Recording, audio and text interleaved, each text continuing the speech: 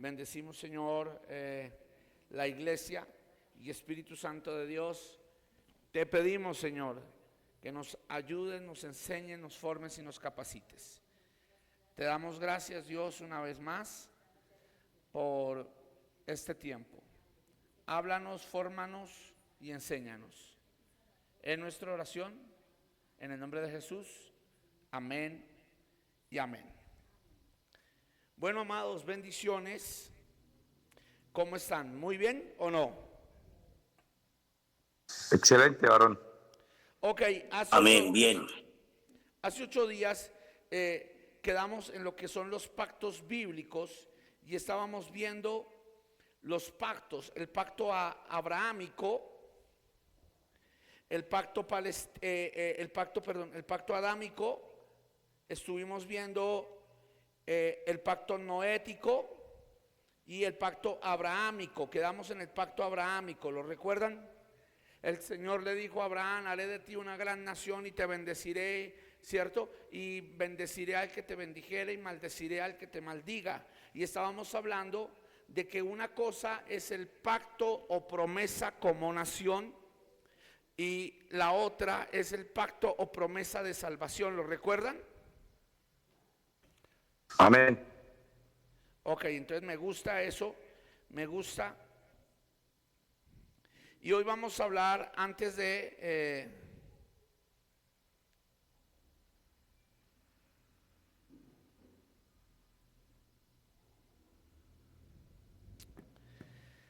seguir avanzando hacia lo que es el pacto palestino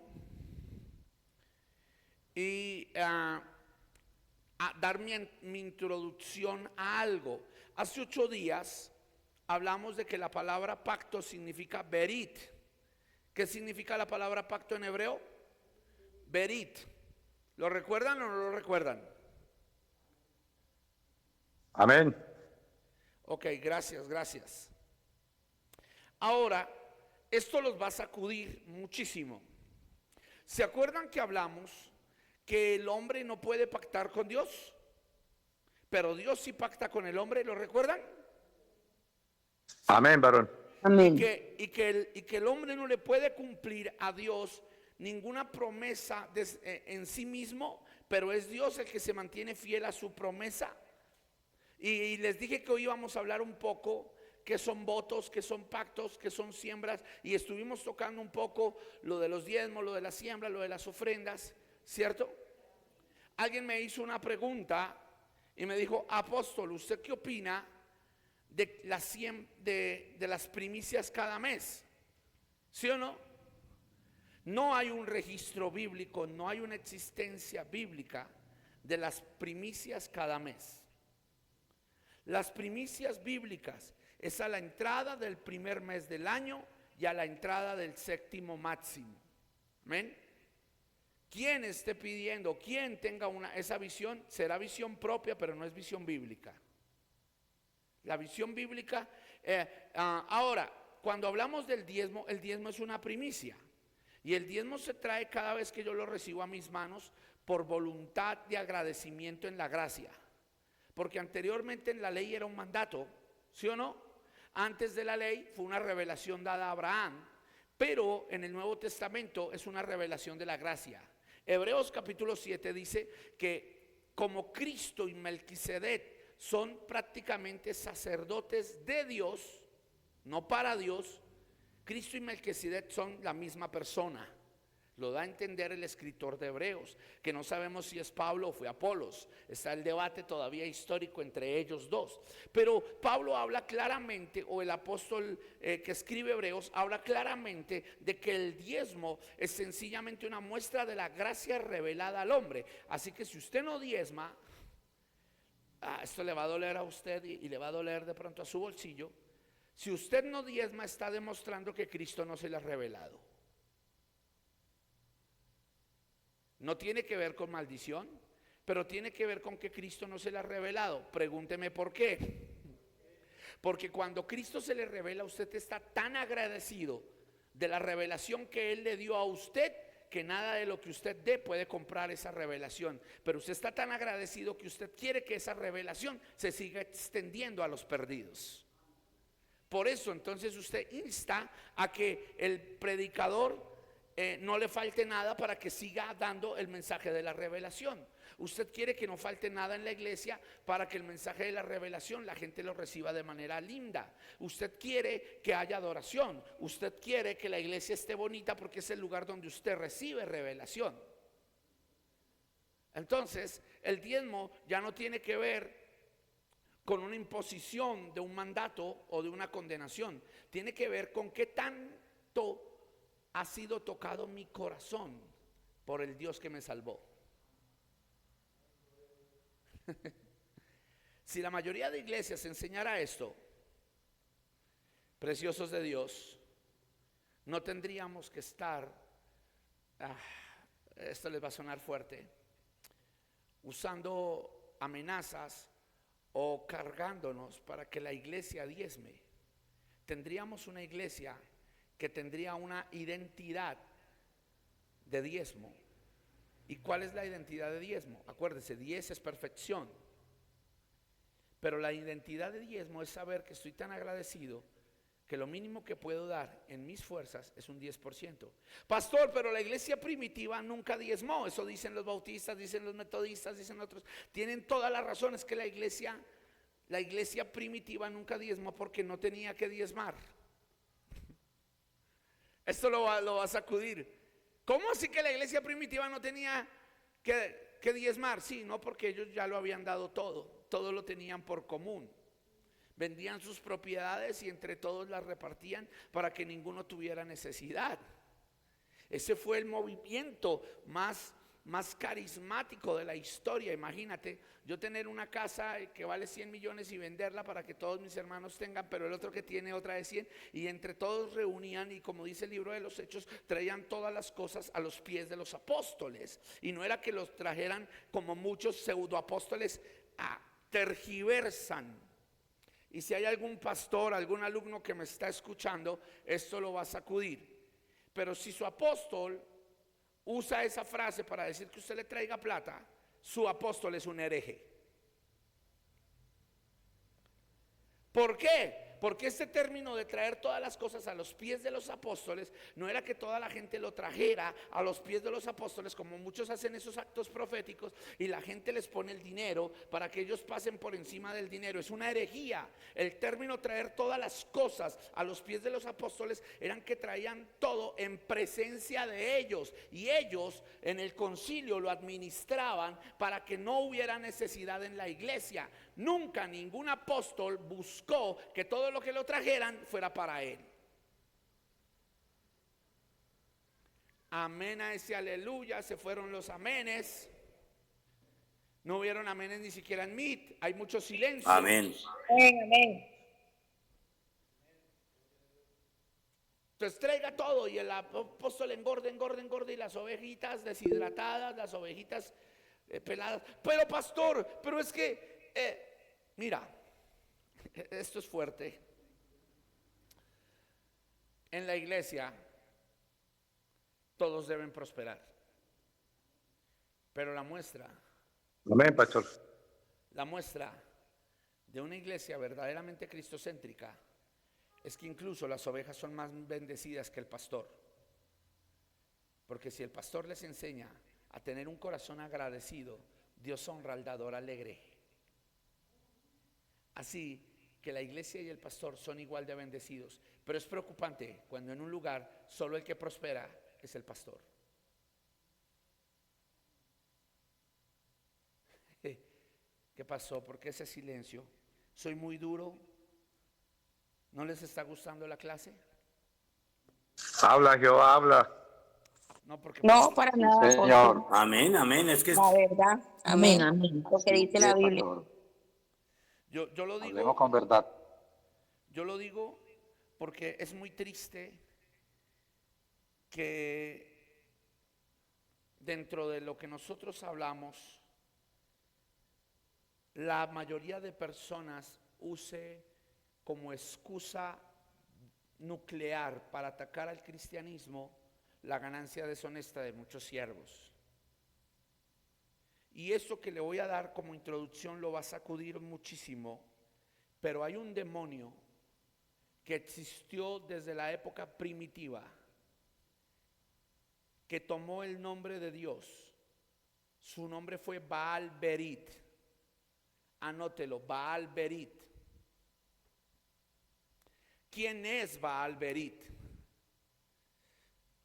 Baal Berit es conocido como el Dios de los pactos o el Dios de pactos.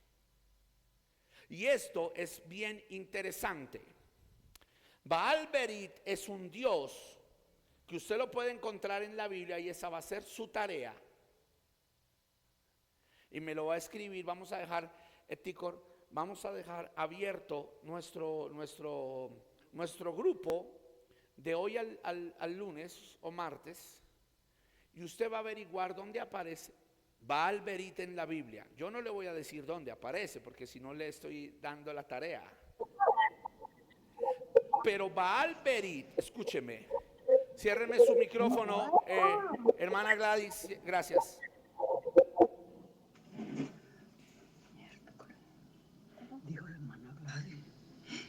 Baal Berit es un demonio que aparece en la Biblia y es conocido como el Dios de pactos.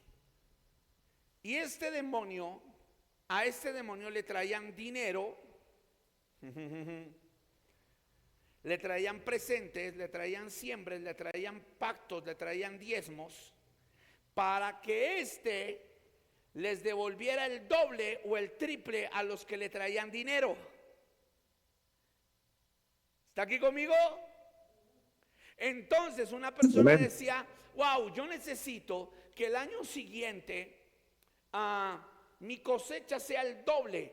Entonces necesito 20 manzanas más, pues le voy a llevar 2 a Baal Berit para que me las multiplique en 4. Si le llevo 4 me las multiplica en 8. Si le llevo 10 me las multiplica en 100. Y eso hacía la gente, y le llevaba esos presentes a Baal Berit. Ahora entiende usted de dónde viene la falsa doctrina de 1000 que Dios le da 100,000, de 100,000 que Dios le da 1,000,000, de 1,000,000 que Dios le da 10 millones. Ya sabe de dónde proviene, ya sabe de dónde viene. Amén, amén. Y escúcheme, este Dios de pactos, llamado Baal Berit, exigía 3 cosas en el año. Usted puede averiguar quién era Baal Berit.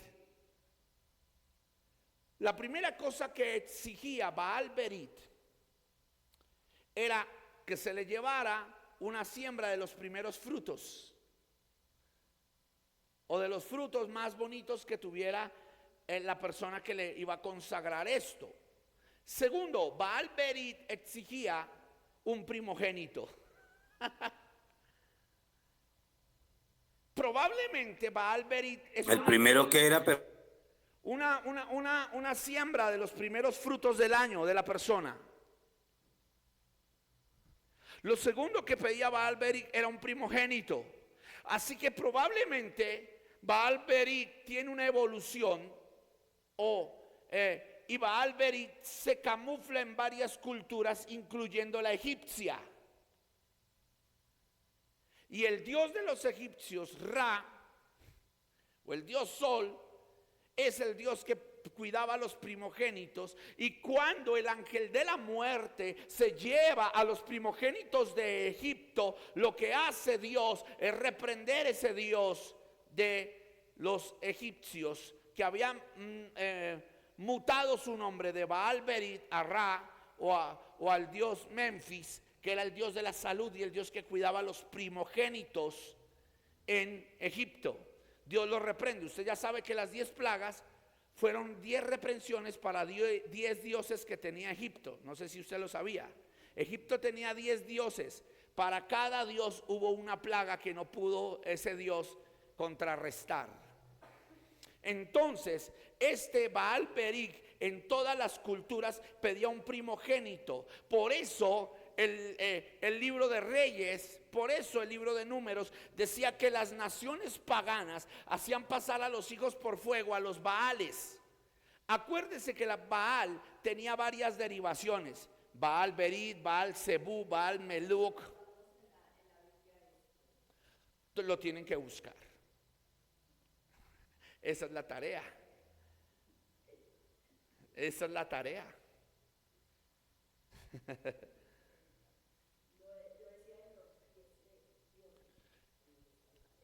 Es lo mismo, lo tienen que buscar y ahí lo van a ver, ahí están los 10 dioses de Egipto. Pero si no, pues se tienen que esperar a demonología y en demonología se los van a explicar. Pero Alberic pedía, número 1, una cosecha de los primeros frutos del año. Número 2, pedía un primogénito o pedía algún hijo que fuera pasado por el fuego.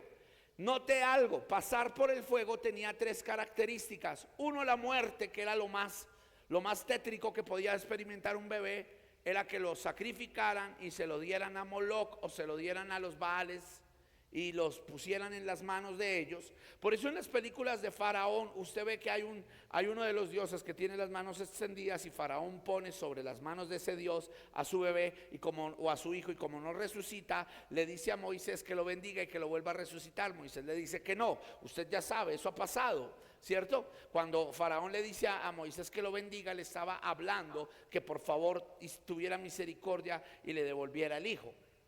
De hecho, la mayoría de naciones paganas daban un hijo. Note esto. Esto lo va a sacudir. ¿Está listo para eso? ¿Alumno, está listo para esta revelación? Amén. Las naciones que supieron que Abraham había llevado a Isaac al monte para ser sacrificado, porque esto corrió, creían que el Dios de Abraham era parecido a sus dioses, porque para ninguna nación pagana era extraño sacrificar sus hijos. Yo me imagino el choque cultural de Abraham cuando Dios le dice: sacrifícame a tu hijo, tu único, llévalo al monte y dámelo como ofrenda, sacrifícalo. Yo me imagino a Abraham en un choque, diciendo: ¿cómo es posible que el Dios que dice ser mi amigo se comporte como el Dios de los caldeos, o el Dios de los asirios, o el Dios babilónico de aquella época, y también pida que yo le dé un hijo en sacrificio? Sencillamente es un choque muy fuerte. Y usted diría: es que Dios se rebajó como los otros dioses. No, Dios no se rebajó como los otros dioses. Sencillamente Dios le dio una prueba a Abraham de si lo llegaría a amar como las naciones paganas amaban a sus dioses. No sé si me entendió la revelación, pero las naciones paganas eran tan obsesionadas con Baal Berit y con estos dioses que no les importaba dar sus hijos. Esto nunca se enseña y nunca se predica. Nosotros decimos: Dios probó a Abraham, pero nunca miramos que Dios estaba probando a Abraham a ver si tenía la misma pasión que tenían esas personas que no conocían a Dios y daban sus hijos a dioses mudos. Dios le dijo: vamos a ver si Abraham me ama igual o más que lo que aman las naciones paganas a sus dioses. Yo no sé si usted ya tiene un mensaje para predicar.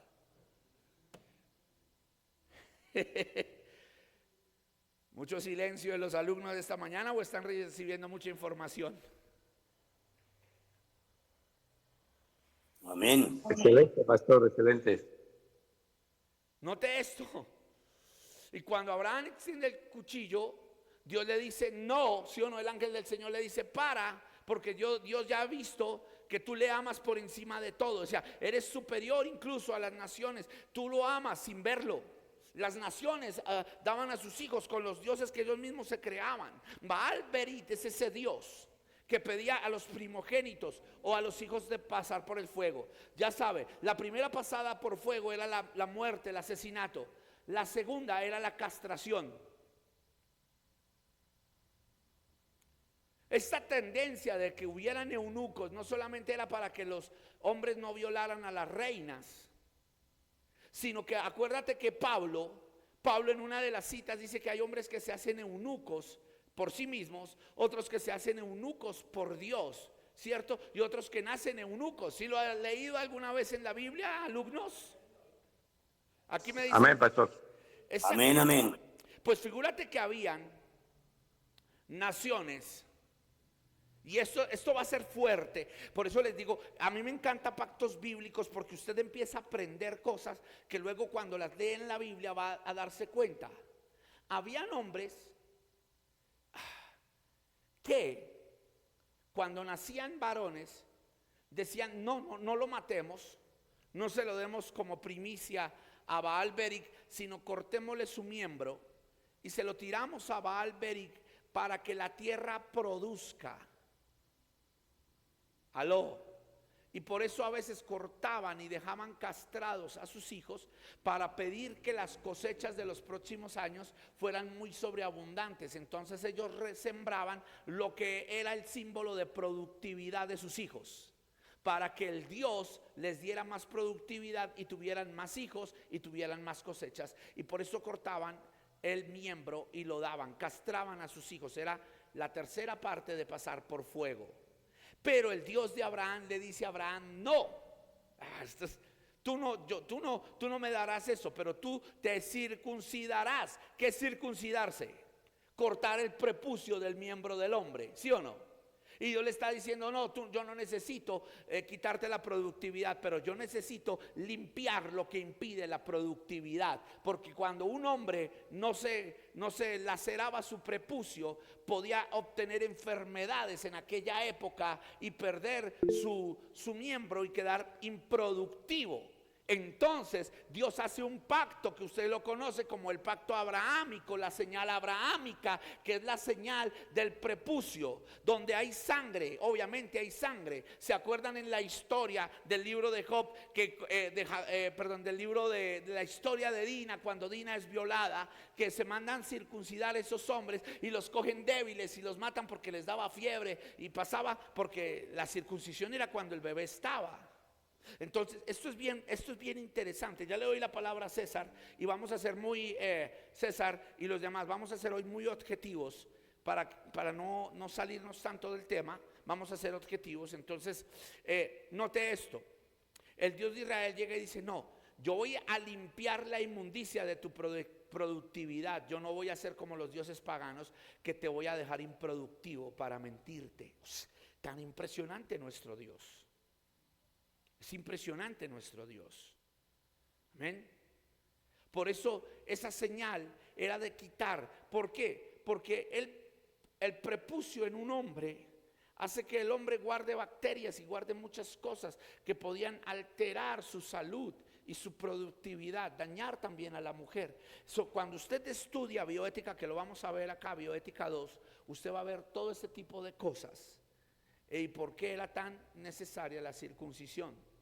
Claro que con el pasar de los tiempos, pues la circuncisión ya no es muy necesaria, porque cuando el bebé nace y se corta el cordón umbilical, pues ya los médicos registran que sea necesario y se enseña una muy buena higiene en las partes íntimas del hombre y de la mujer. Y por eso hay que ser muy precisos cuando hablamos de esto. ¿Les está pareciendo interesante?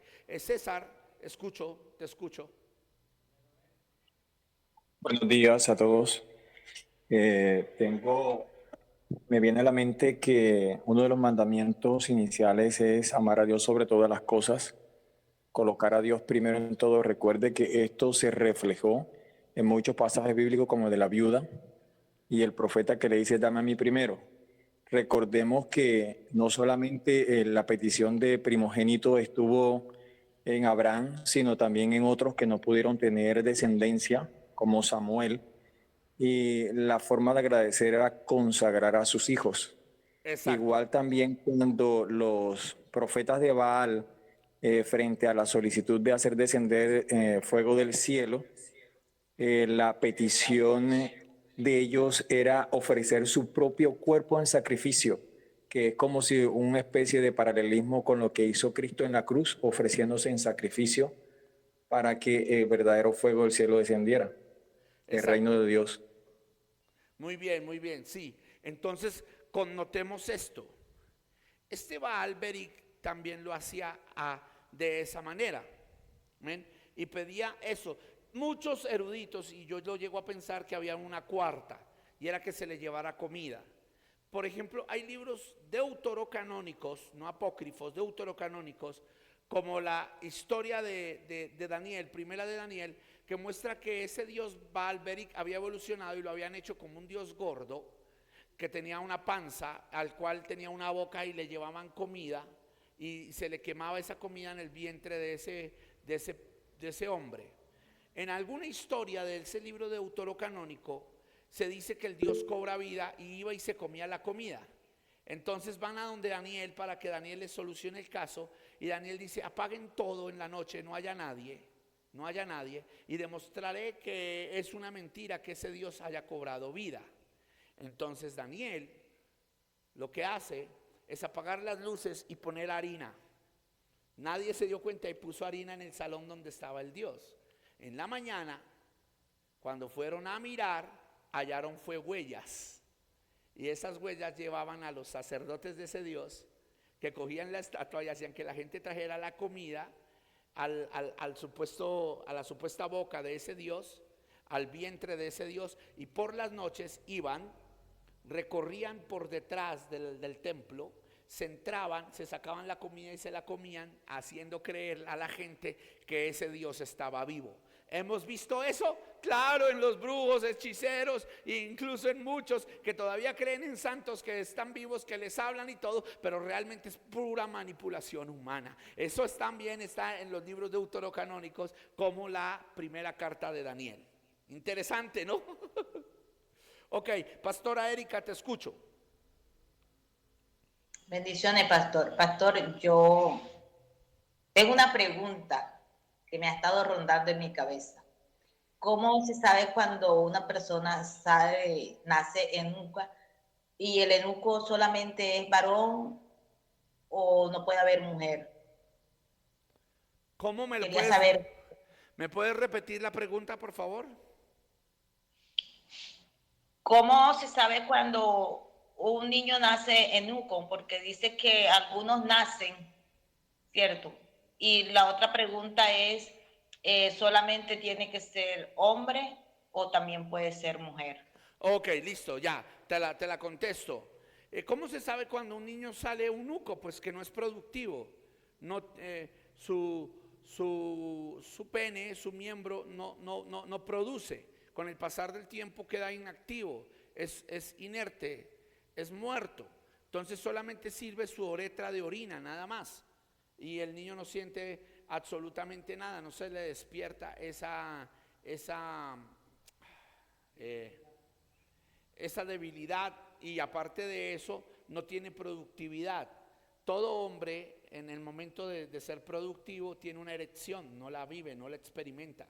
¿Ven? Y hay otros que no nacen ni siquiera con su miembro, sino que tienen que hacer una operación para que puedan tener un desfogue de su orina. Esto es fuerte, y eso también pasaba en las épocas antiguas. Amén. Ok, voy a dar la palabra, vamos a ser muy concisos, a Behan y luego César. Por favor, muy concisos. Te escucho.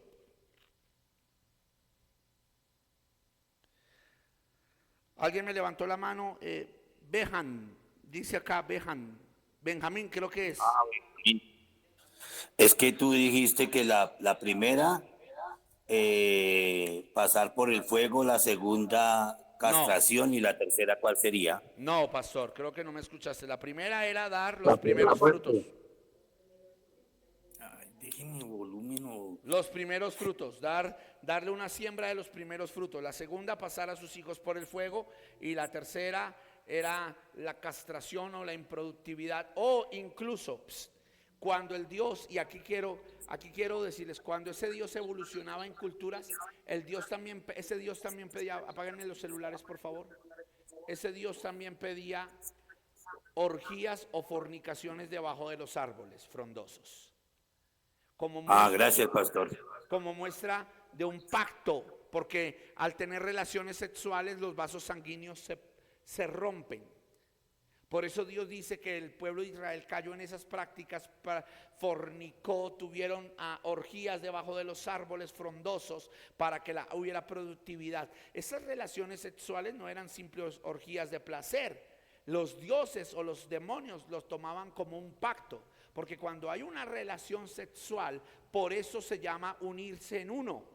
Porque los vasos sanguíneos del hombre y los vasos sanguíneos de la mujer se expanden y hay una unificación de sangre en cualquier relación sexual. Yo creo que eso usted ya lo sabe. César, te escucho. Maestro, discúlpame con la connotación de la pregunta de la hermana. Es a lo que Pablo se refiere de los eunucos, que unos nacen y otros se hacen. Sí. Ojo a esto. La connotación que hace Pablo no es física o literal, sino espiritual, un trasfondo espiritual. Entonces, cuando Pablo dice esto, que hay unos que nacen, hay tanto hombres como mujeres que mueren siendo vírgenes. ¿Por qué? Porque su intención en su nacimiento ha sido consagrada desde un principio. Pero recordemos que la escritura... César, un momentico. Perdóname, te interrumpo un poco. Perdóname, te interrumpo. Porque científicamente la palabra que Pablo habla también se connota algo literal y físico. Probablemente sí habían problemas de productividad en hombres. Lo que tú dices es cierto, nosotros lo aplicamos de manera espiritual. Hay hombres y mujeres que fueron consagrados para estar apartados para Dios y ser vírgenes, pero hay otros que eran castrados netamente, como el eunuco con el que se encuentra Felipe. Como los eunucos. Por eso dice que se hacen o los hacen.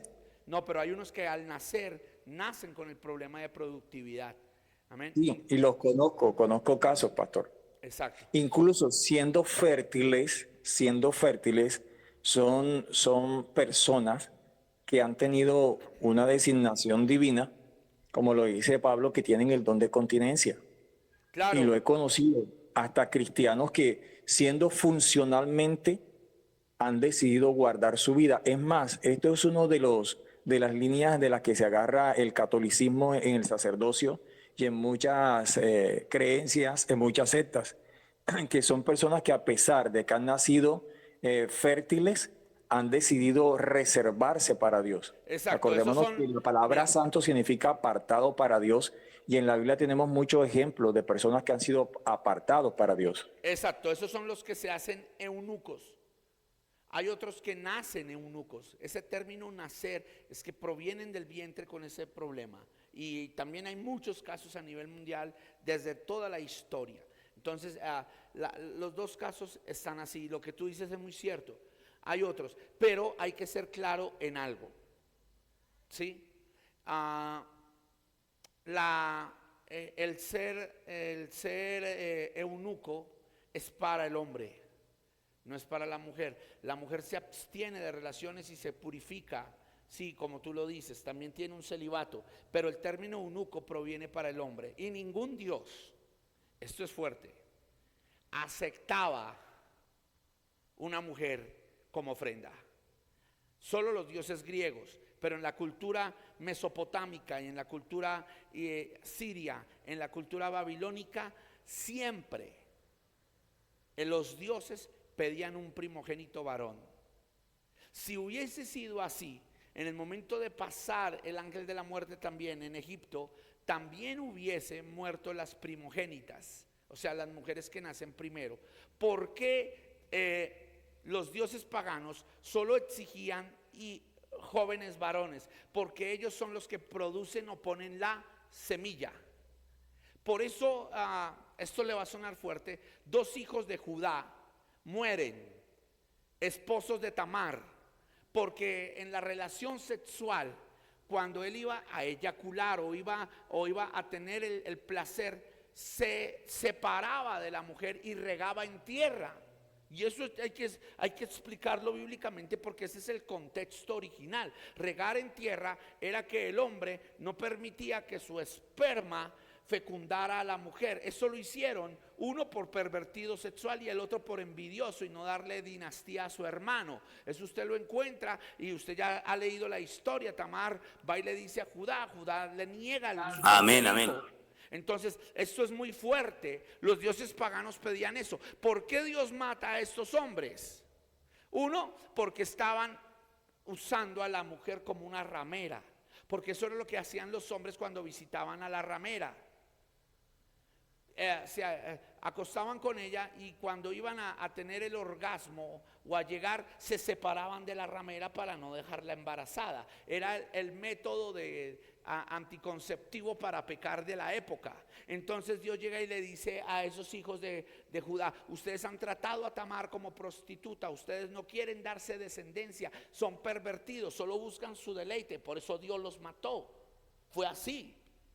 Entonces Dios no acepta la improductividad en el hombre, pero los dioses paganos quieren tomar la productividad del hombre para sí mismos, y hasta el día de hoy todavía sigue pasando. El diablo quiere nuestros hijos, el diablo quiere destruir nuestros hijos, quiere destruir nuestras semillas, quiere destruir nuestras generaciones. Ya no lo hace de manera física, ya lo busca destruir de manera espiritual. Homosexualismo, lesbianismo, drogadicción, perversión, prostitución, laceración, cambio de genética. Y eso se está viendo, y eso, ustedes saben que eso tiene que coger un auge como en los días de Noé. Pero estos dioses paganos pedían eso. Baal-Berith pedía eso, y siempre eran hijos varones, primogénitos, porque son los que poseen la semilla. Por eso, incluso en el hebraísmo, para los hombres judíos y hebreos, lo más valioso del hombre es la semilla. Una mujer que no puede dar a luz, y usted lo ha leído en la Biblia, era inmunda y era rechazada. ¿Por qué? Porque significa que era mala tierra. Se lo explico. Para el hebreo, el esperma del hombre es la semilla y el óvulo de la mujer la tierra. Así que si el hombre ponía la semilla y la mujer no daba a luz, la mujer era tomada por inmunda y maldecida, y era una carga para la mujer, y ella era cuestionada, porque ellos decían: esa mujer es mala tierra, no es buena mujer. Y eso viene desde culturas. Todas las culturas, ya te doy palabra, Jefferson, todas las culturas lo tomaban. Por eso era una carga. Usted lo ve en Sarai. Y Sarai, a pesar de ser sobrina de Abraham o parienta lejana, proveniente también de Ur de los Caldeos, para ellos una mujer que no daba a luz era improductiva. Nunca se sabía que un hombre fuera estéril. Es que esto es tremendo. Había tanta cultura de que el hombre era el ser perfecto, que nunca se investigaba y nunca iban a saber si el hombre era el estéril o no. Siempre la culpa era para la mujer. Impresionante, porque no había en aquella época cómo deducir si un hombre era el estéril o no. Ahora usted se imagina que hubiera pasado donde se supiera un método para darse cuenta si el hombre era estéril en aquel entonces. Si la mujer era tan cuestionada, ahora imagínese un hombre que no tuviera semilla. Si para el hebreo, el judío, lo más importante era ser productivo, dar semilla. Entonces, connote algo, siempre la mujer llevaba a veces del bulto. Y era cultura, unos machistas, no, era la cultura de la época. No solo en Israel, en muchos lugares. Entonces, cuando la mujer no podía producir, se le llamaba a la mujer tierra mala. Entonces los hebreos, judíos, y yo que tengo muchos amigos eruditos en la parte, ellos decían: cuando una mujer no da luz es fuerte, porque el hombre se siente como: wow, puse mi vida en tierra mala.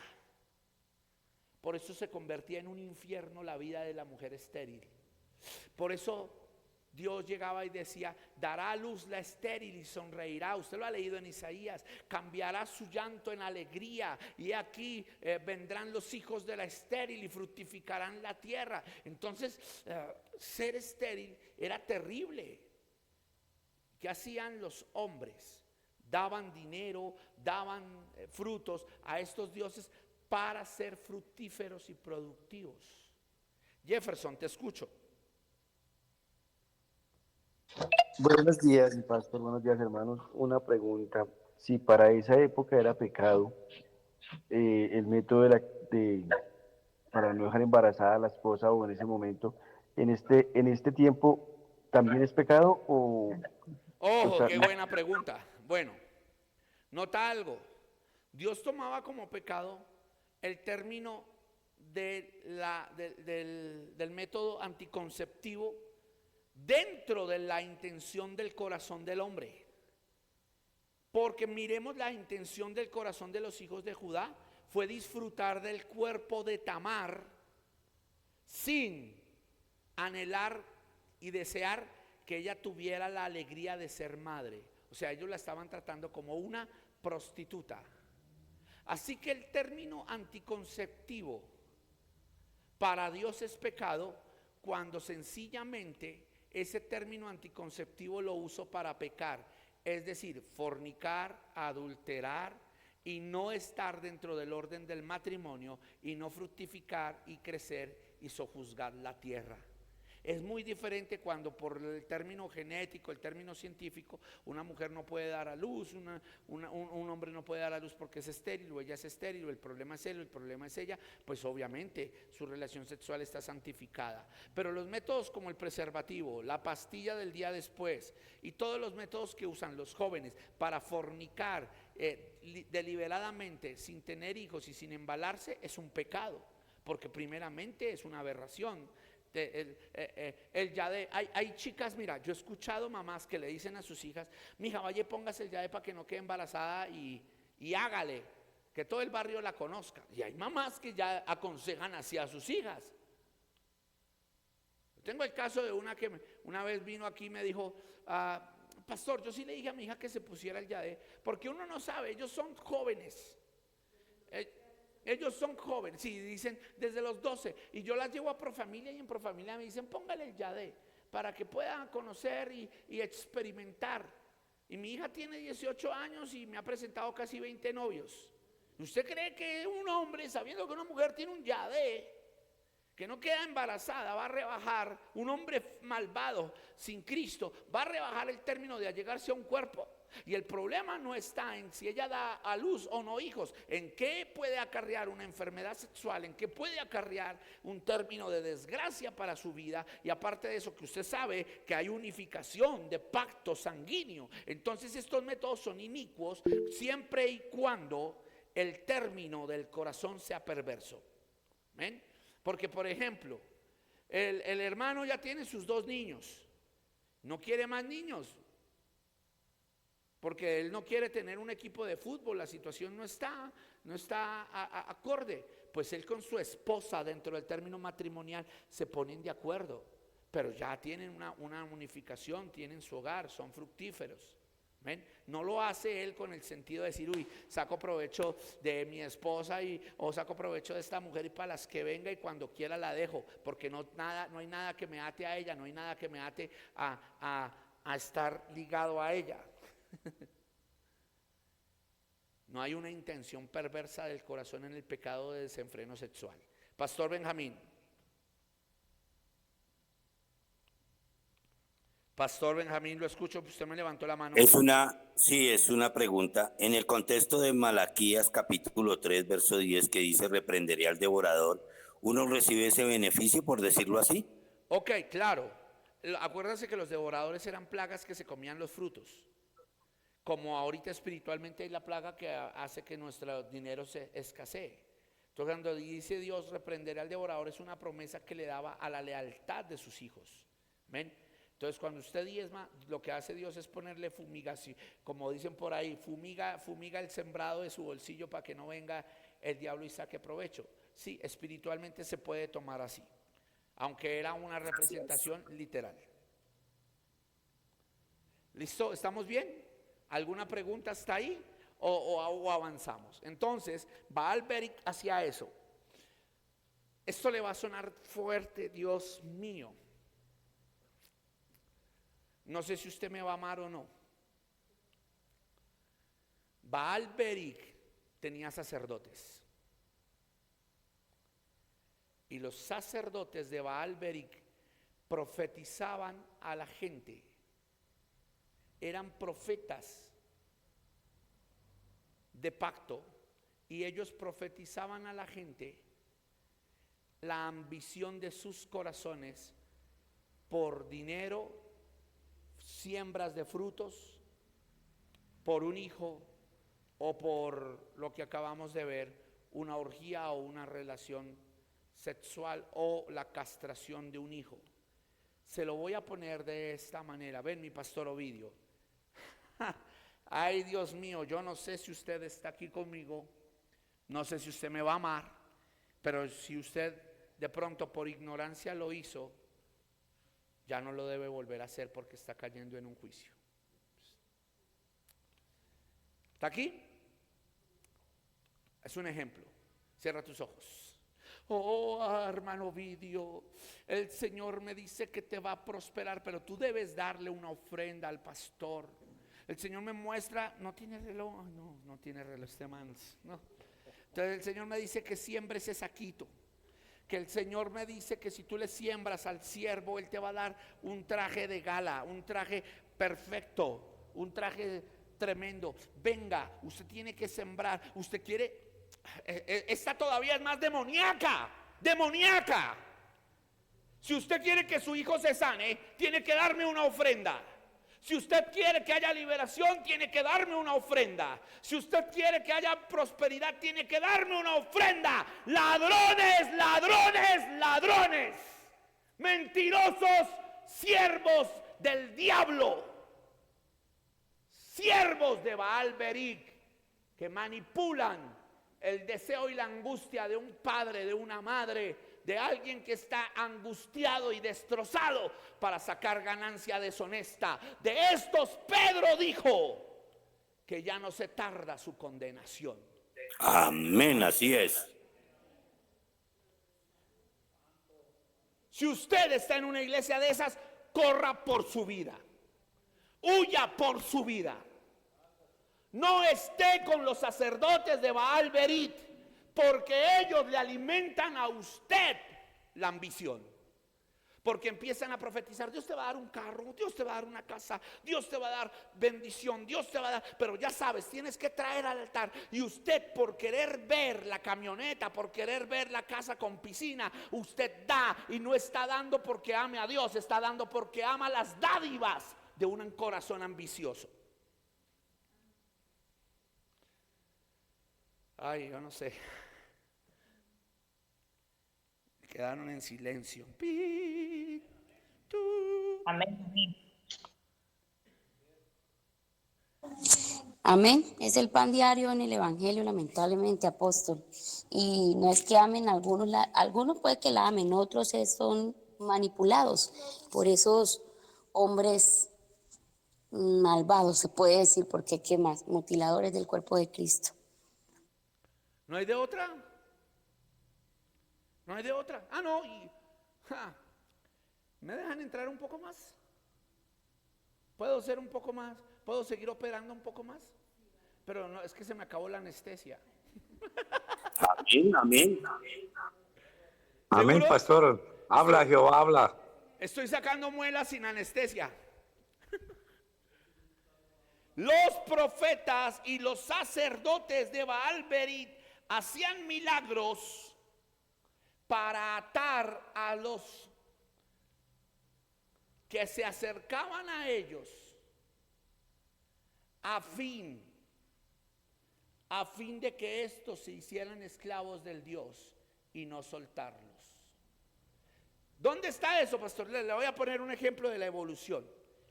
¿Qué hizo Moisés con las aguas de Egipto? ¿Qué hizo Moisés con las aguas de Egipto?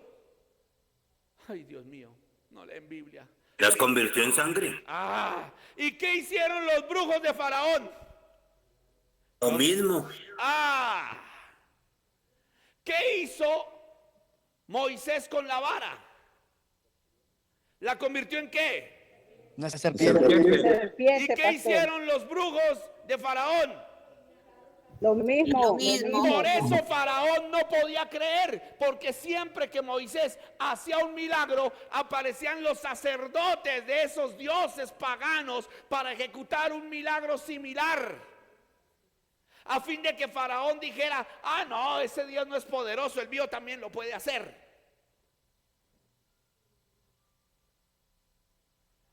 Los brujos hacen lo mismo. Pero lo peor es que este mal se está entrando a la iglesia. No sé si los voy a sacudir o no. No sé si los voy a amar o no. Pero note algo. Cuando un ministro, y yo se los voy a decir y lo estoy hablando aquí con alumnos maduros, estamos en teología, esto es madurez.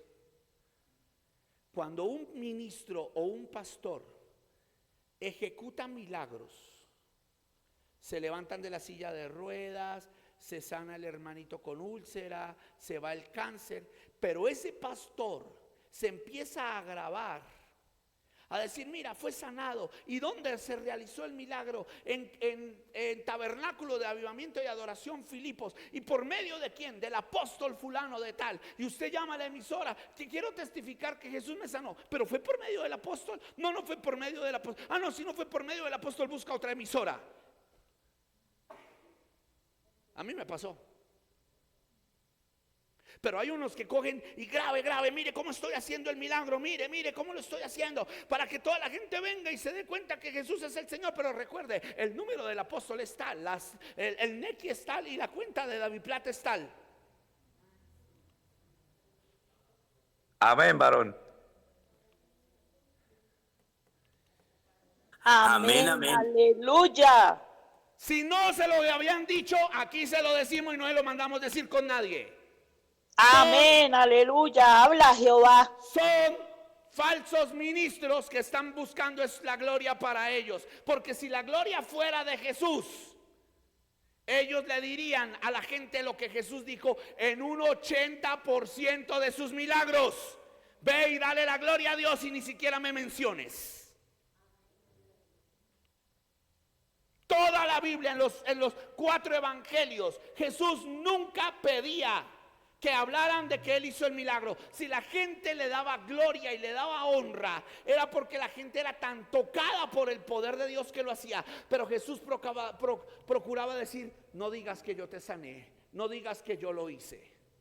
La gente sabía, Él levantaba y su fama crecía, pero porque la misma gente era tocada. Jesús jamás buscó su propia fama. La fama fue producto de la unción. Amén, varón. Note lo siguiente, ya le doy la palabra a Lisette. Note lo siguiente.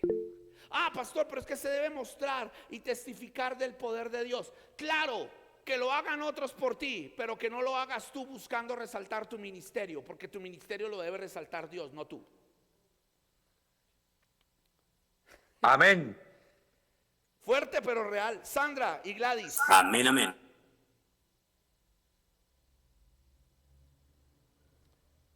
Ay. Sandra, te escucho. Amén, apóstol. Precisamente el sábado, después de terminar la clase con usted, estábamos hablando del tema. Al mediodía nos llegó aquí a la iglesia una persona, un joven, buscándonos, el pastor, y yo llamé a mi esposo. Dice, no, pastor, es que yo quiero que vaya, si puede orar en mi casa, que esto, que lo otro. Y mi esposo, bueno, estuvimos hablando con él y dijimos, sí, claro, ya ahorita en una hora vamos. Digo, lo que pasa es que yo le pedí el favor a otro pastor de dicha iglesia y él resultó diciéndome que me cobraba 200,000 pesos, que eso me valía 200,000 si iba a orar a mi casa. Y el chino le dijo, el muchacho, perdón, el joven le dijo, no, pastor, yo tengo pues una ofrenda de 150. Dijo, no, eso vale 200. Imagínense. Imagínense, no, ahora ponemos, es a lo que me refiero. Entonces, por eso no nos debe sorprender, o yo, personalmente soy una de que no sigo esas redes o esas personas, esos hombres que se Qué triste, ¿no? bufan. Amén, que se bufan en las redes. No, eso no va con nosotros, la verdad. Ahora, Como noten dice esto. usted. Noten esto. Si Dios te usa, no está malo que la gente pase y testifique. Acá grabamos testimonios. Pero por Dios, o sea, entiéndanme a lo que voy. No te exaltes. No lo busques tú. No hagas lo que hacían los sacerdotes de Baal-Beric. Mostrarse. No. Amén, amén. Dios te dio un don, gloria a Dios. Dios te honra por ese don, claro. A mí me invitan a muchos lugares del mundo. Acabamos de terminar un evento en Soacha donde se paró un paralítico. Y todo el mundo, wow, wow, wow. Y estaba el hermano evangelista que oró y ya de una vez quería mostrar. Y yo lo cogí de una vez, lo abracé y le dije: Jesús te sanó, sí, dale la gloria a Jesús, dale la honra a Jesús. Iglesia, démosle la gloria a Jesús, sí. Pero la gloria no se la va a llevar aquí ningún hombre, ningún evangelista. Todos le vamos a dar la gloria a Jesús. Amén, amén. Incluso el evangelista me miró y me dijo: uy, muy armado. Yo le dije: no, amado, tú tienes que entender. Tenemos que quitar de nosotros el protagonismo y volvérselo a dejar a Jesús. Jesús es el Rey de Reyes. Y todo es de Él, es por Él y es para Él. Pero yo no quiero hacer lo de los sacerdotes de Baal-Berit o los sacerdotes de Egipto. Que yo haga algo para endurecer el corazón de una persona más a su ambición, más a su hambre personal. Yo sé que esto a muchos les choca y vuelvo y les digo: estoy dictando una clase. Usted maneja su ministerio como usted siente o cree que Dios se lo da. Pero tranquilo, que usted y yo daremos cuentas a Dios sobre cómo usamos el ministerio. Miren, aquí yo les voy a contar, voy a testificar. Aquí se ha sanado gente de cáncer de cabeza, cánceres de estómago. Aquí he visto gente que llegó a punto de pegarse un tiro en la cabeza, habiendo perdido más de 200 millones de pesos, salir de la iglesia restaurados con empresas de 500 y casi 1,000 millones de pesos. Gente que ha padecido, aquí tengo una alumna que su niño le padeció de cáncer y Dios lo sanó por medio de la oración, lo ha sacado en victoria. Pero yo siempre le enseño a la iglesia: si usted testifica, ni siquiera menciona al pastor. Diga: Dios sí usó al siervo, gloria a Dios. Amén, Dios, amén. Dios, Jesús, el Señor se lleva la gloria. Es muy difícil para el hombre renunciar a su gloria, pero es más difícil que el hombre reconozca que la gloria no es de él. Ahora, présteme atención porque esto es lindo.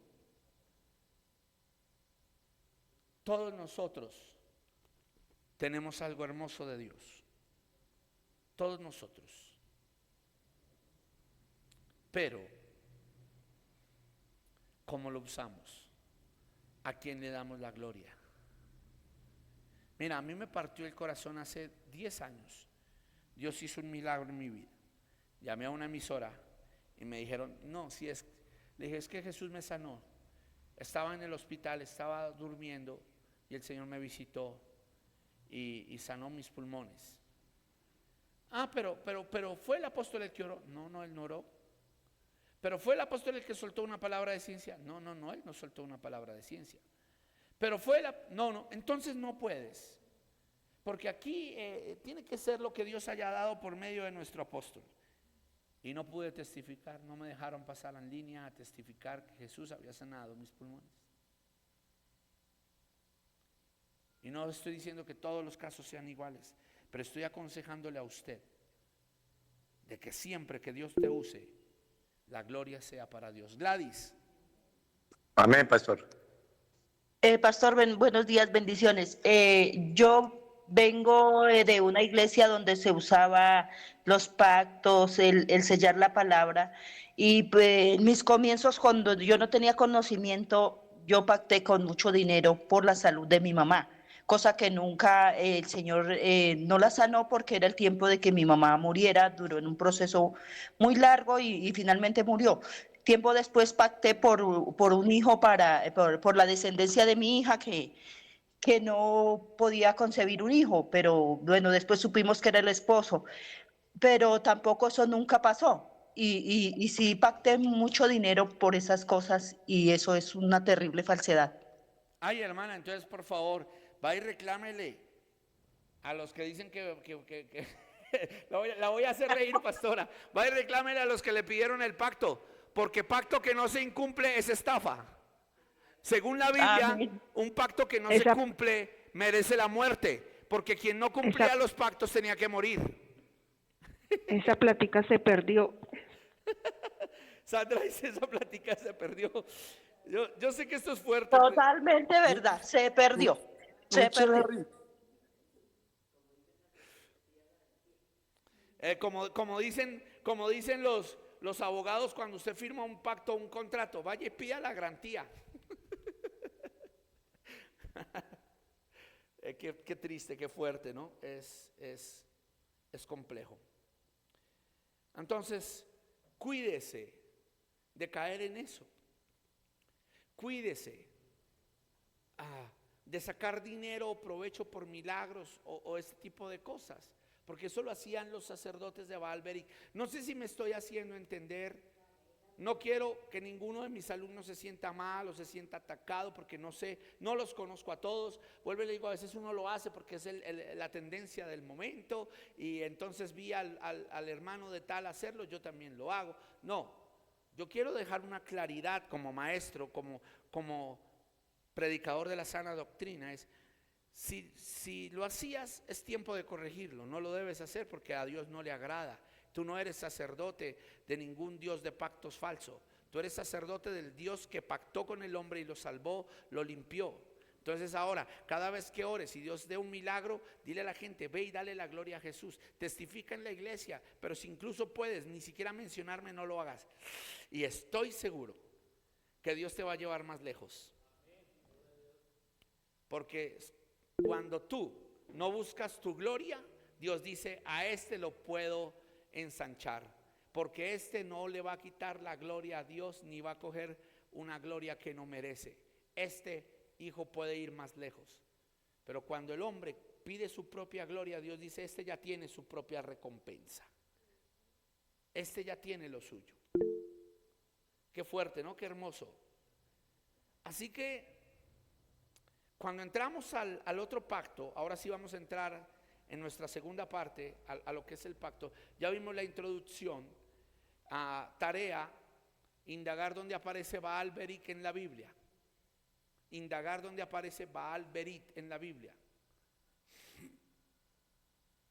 E investigar cuántos Baales habían en la Biblia. Ajá. Bueno, esa era con Ashtarot y con Asera. Que con las mujeres sí se les entregaba a la primogénita como sacerdotisa de esas diosas, ¿no? Que eran diosas de la fertilidad. De hecho, la mayoría de hijas sacerdotisas de Asera y de Ashtarot eran prostitutas. Tremendo, eso es muy fuerte, ¿no? Entonces, nos quedó claro, aprendimos algo en ese primer punto. Amén, amén. O introducción. Amén, amén. Amén, aleluya. Amén, pastor. Muy bien, gracias.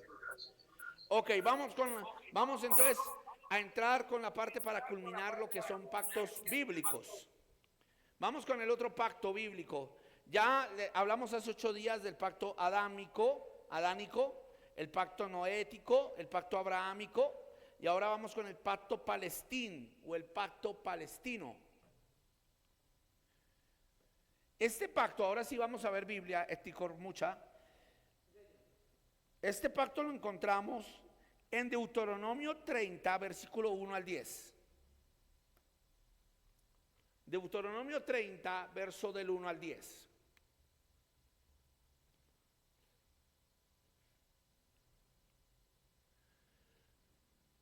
Sucederá, mira esto, que cuando hubieren venido sobre ti todas estas cosas, la bendición y la maldición que he puesto delante de ti, y te arrepintieres en medio de todas las naciones a donde te hubiera arrojado Jehová tu Dios, verso 2,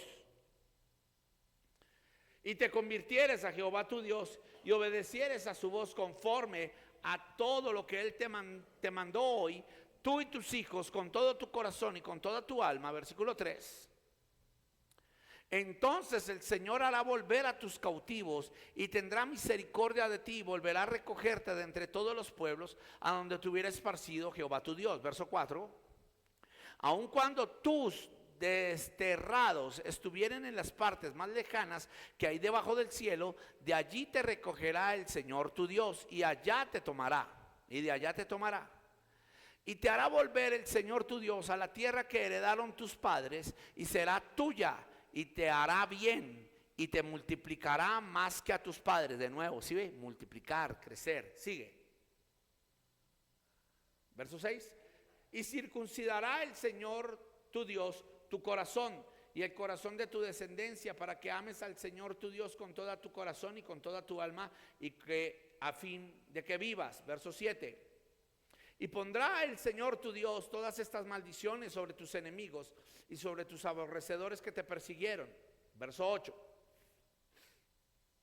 Y tú volverás y oirás la voz del Señor y pondrás por obra todos sus mandamientos que yo te ordeno hoy. Sigue. Y te hará el Señor tu Dios abundar en tu obra de tus manos, en el fruto de tu vientre, en el fruto de tu bestia y en el fruto de tu tierra para bien. Porque el Señor volverá a gozarse sobre ti para bien, de la manera que se gozó sobre tus antepasados, cuando obedecieres a la voz de Jehová tu Dios para guardar sus mandamientos y sus estatutos, escritos en este libro de la ley, cuando te convirtieres a Jehová tu Dios con todo tu corazón y con toda tu alma. Este es conocido como el pacto palestín. ¿Por qué es el pacto palestín? Porque en Deuteronomio 10 Dios le promete y le pacta a la nación de Israel que los llevarían cautivos a todas las regiones de Palestina. Los babilonios, los persas, los medos, los griegos, el imperio romano, nuevamente los egipcios, los amonitas, los gabaonitas, los filisteos, los saduceos, los amorreos y todos los feos. Se los llevarían cautivos si ellos no estuvieran en el mandamiento de Dios. Y lo tremendo es que Dios lo juró por sí mismo. O sea, Dios lo pactó. Por eso se le llamó el pacto palestino, porque Israel estaría cautiva por las naciones de Palestina si no obedeciere. Este pacto incondicional es incondicional. Señaló la promesa de que Dios dispersaría a Israel si desobedeciese a Dios y luego lo restauraría en su tierra. Este pacto se ha cumplido más de 3 veces, con el cautiverio babilónico, con el cautiverio medo-persa, con el cautiverio griego y con el cautiverio romano. Dice, luego el Señor permitió la reconstrucción del templo bajo Ciro, Artajerjes. Luego volvió a permitir la reconstrucción del templo, y en el templo de Herodes el Grande es destruido por Tito, el emperador, en el año 70. Y aún Israel está disperso por todas las naciones, esperando la restauración del tercer templo para volver a Israel, que ya sabemos que es lo que se espera para el fin del mundo. Y este pacto se mantiene hasta el día de hoy con Israel. Probablemente grandes eruditos dicen que lo que pasaron los judíos con Hitler también fue por medio de su pecado, porque en la época de Adolf Hitler, los judíos de las naciones eran los grandes directores de la economía, pero los grandes directores de la prostitución mundial de la época. Como está pasando el día de hoy, esto lo va a sacudir. Pero al día de hoy, Israel, por encima de las demás naciones, tiene un 20% más de perversidad sexual, homosexualidad y lesbianismo. Se considera a Tel Aviv la capital mundial del homosexualismo. La capital mundial. No es nombrada como tal, pero en número de personas o en número de estadísticas, una de las naciones, por no decir que la número 1 en este momento en el mundo, con más homosexualismo, depravación sexual y podemos decirlo así, procesos contra la naturaleza, en todo sentido lo tiene Israel, en sus dos grandes capitales, Tel Aviv y Jerusalén.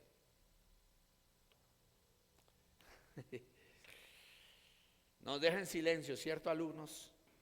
Fuerte.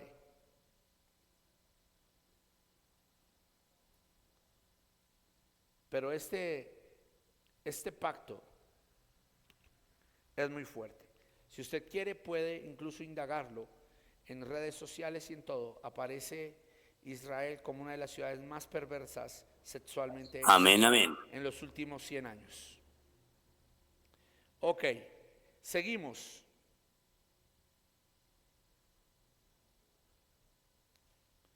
El quinto pacto. Maestro, creo que una de las cosas por las cuales se desató la última guerra, recuerde que hicieron una fiesta en el desierto. Ya había ganado una coronación como Miss Universo, pero a nivel del LGTB y trans, la que ganó fue de Israel. Sí, y incluso en el Sukkot del año pasado, en octubre, la mayoría de personas que murieron en la franja de Gaza, frontera con Gaza, estaban en una fiesta trans. Amén. Cuando los terroristas los mataron, ellos estaban en una fiesta trans, fue terrible. Incluso había una diosa, y usted puede ver los videos por CNN, una diosa impresionante, casi de un piso de altura, casi de una casa de altura. La era Moloch. Sí, pareciese Moloch, sí, tienes toda la razón. Mientras estamos en el mes de la Biblia. Sí, yo no sé si era Starot, pero la diosa estaba así.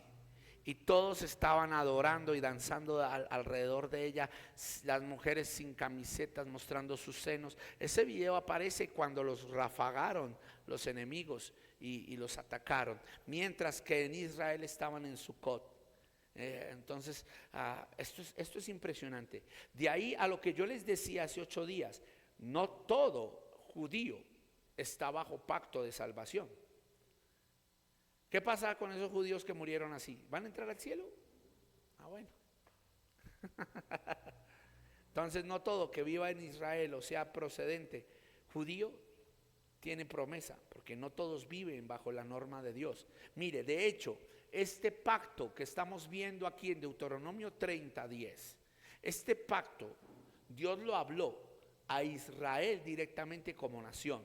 Si Israel no caminaba, sería cautivo. ¿Se ha cumplido?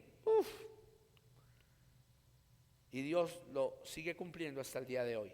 Quinto pacto. Esto es fuerte. Quinto pacto.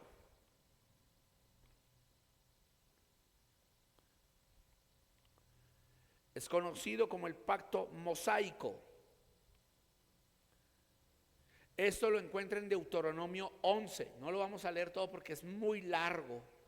El capítulo 11 es largo. Usted lo va a leer en su casa. Deuteronomio 11. Este pacto también condicional que se encuentra en Deuteronomio 11 y en otros lugares prometía a los israelitas una bendición por la obediencia y una retribución por la desobediencia y la maldición. Gran parte del Antiguo Testamento narra el cumplimiento de este ciclo de juicio por el pecado y la bendición posterior cuando el pueblo de Dios se arrepentía y regresaba a Dios. O sea que Dios pactó y dijo, este es mi pacto. Si ustedes desobedecen, maldición. Si ustedes obedecen, bendición. Y al parecer ese pacto es inquebrantable. Está aquí conmigo, vamos a entrar en algo fuerte. Al parecer este pacto es inquebrantable, incluso con el mismo Jesús de por medio. ¿Cómo, pastor? Sí. Hay gente que piensa que porque estamos en la gracia, este pacto quedó abolido. Y muchos dicen que Jesús en el momento de morir consumó toda la ley, ¿sí o no? Y que ya no estamos con la ley. Otros dicen que es la ley ceremonial, otros dicen que toda la ley, incluyendo los 10 mandamientos, incluyendo los pactos de Dios, incluyendo todo. Pero hay algo bien sorprendente. Usted como cristiano,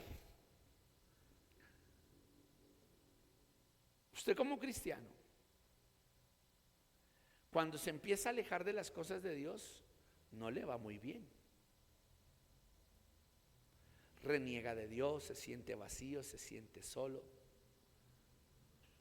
Y empieza a fluir las cosas muy diferentes. Cuando usted está con Dios, aunque vengan dificultades y vengan momentos difíciles, usted se siente bien. Si usted mira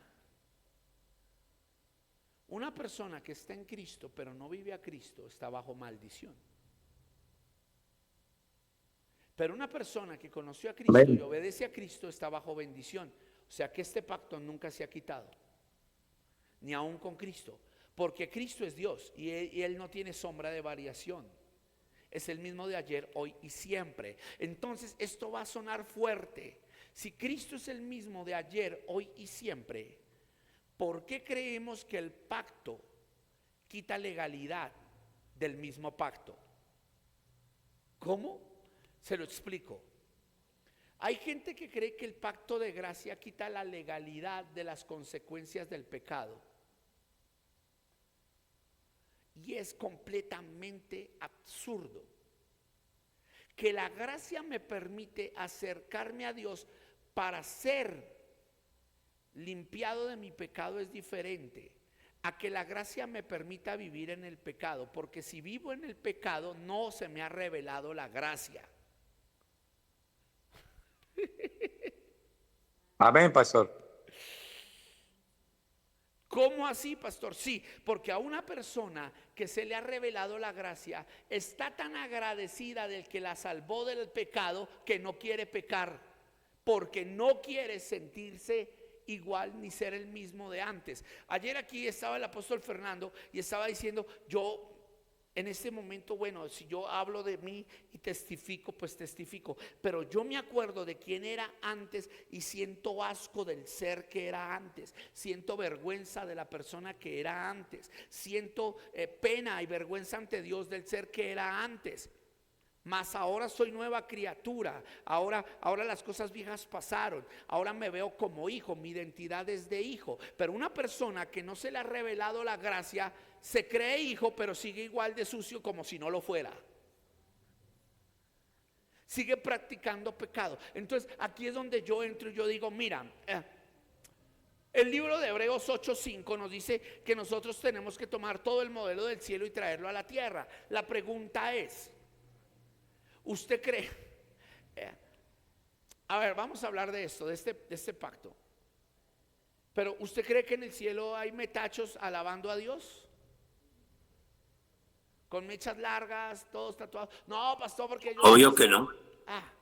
Y si no lo hay en el cielo, y el modelo del cielo es que todos están en un común determinado modelo de guardarse de santidad, ¿por qué nosotros no lo hacemos? Si el modelo primario, el del cielo, nos enseña cómo hacerlo, ¿por qué nosotros queremos enseñar al cielo cómo debe recibir la gente?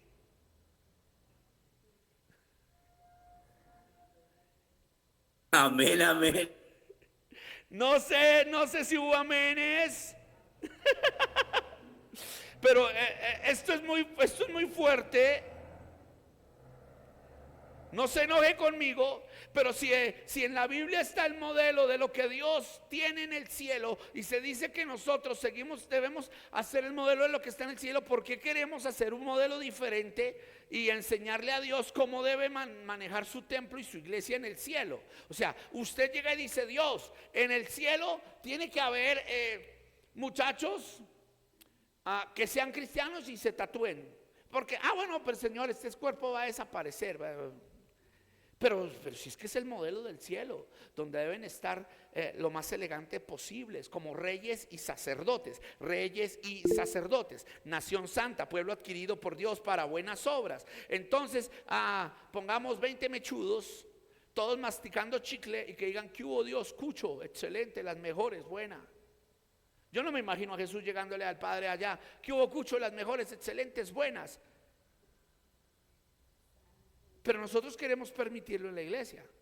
Como tampoco yo veo un modelo en el cielo donde todos los ángeles lleguen encorbatados, con las caras deprimidas, con las caras así diciendo aleluya, aleluya. Porque ese es el otro extremo. Si no viene con la falda larga, si no viene con la cara decaída y si no viene con los ojos así tristongos, no podemos decir que está en santidad. No, el modelo del cielo de la gracia te hace entender a ti que el pacto de estar en bendición es que tú hablas bien, vives bien, te ejecutas bien. No necesitas adulterar nada físico para mostrar que Dios ha hecho la obra en ti. Sencillamente la obra que Él ha hecho en ti va a reflejar exteriormente lo que Él ha hecho. Eso es la verdadera gracia. Ese es el verdadero vivir en bendición. No necesitas poner un yugo, ni necesitas quitarlo a los extremos de la libertinaje ni de dar legalismo. Amén. Sencillamente necesitas un orden. Tú no vas le voy a decir algo aquí. Usted se va a reír. Esto es fuerte. Me llegó una vez un muchacho aquí. Me dijo, yo vengo de tal iglesia y un músico profesional impresionante.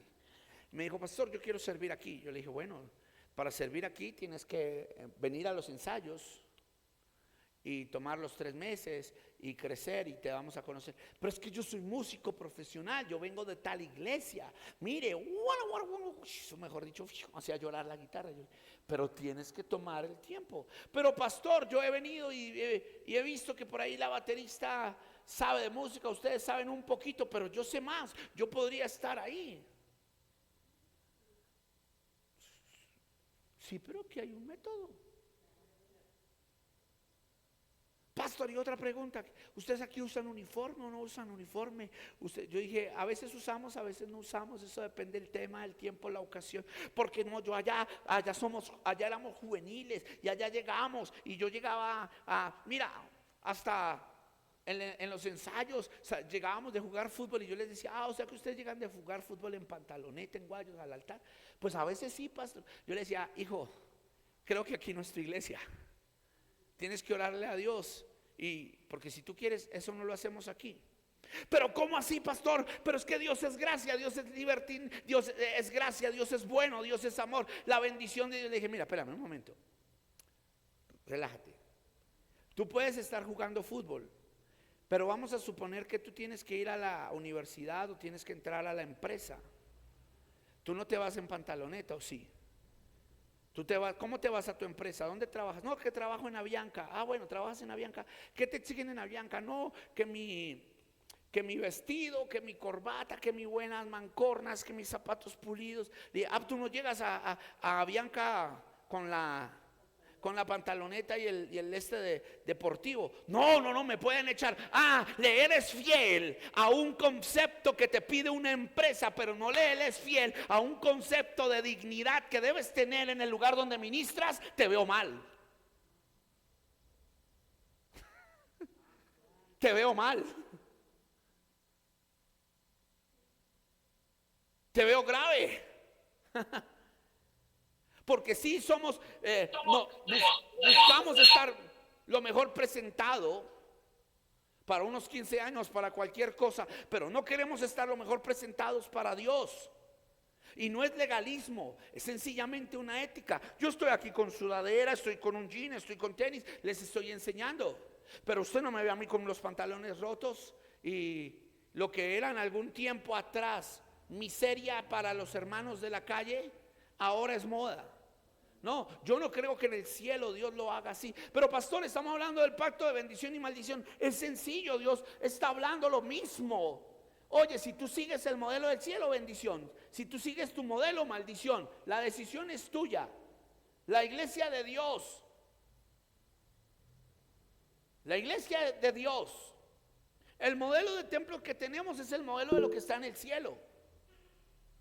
Entonces, por ende, para yo tener bendición, yo hago lo que está en el cielo. Obvio, yo quiero una iglesia llena, pero yo quiero una iglesia con el modelo del cielo. Y el problema de que Israel cayó bajo maldición era que Israel no siguió el modelo de lo que le fue dado por Dios.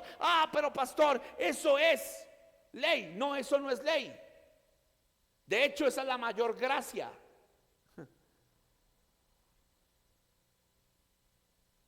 Amén, amén. Pero es que gracia es un regalo no merecido, gracia es libertad. Claro, la gracia es una libertad, pero la libertad no te permite hacer lo que se te da la gana. Ejemplo, todos los que están aquí, todos los que me están escuchando, ¿son libres naturalmente en este momento?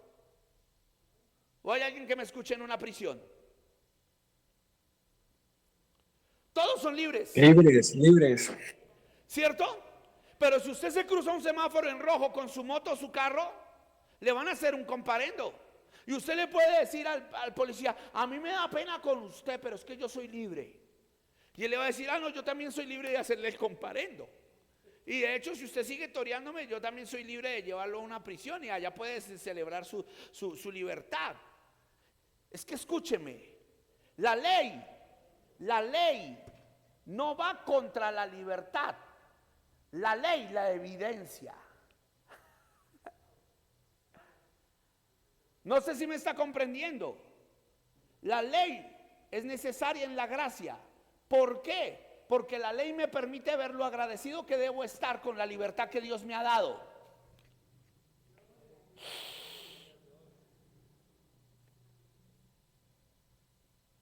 Y cuando hablo del pacto de bendición y maldición es sencillo. Usted es libre de hacer lo que quiera, sí, pero hay algo que si usted rompe, le va a quitar esa libertad.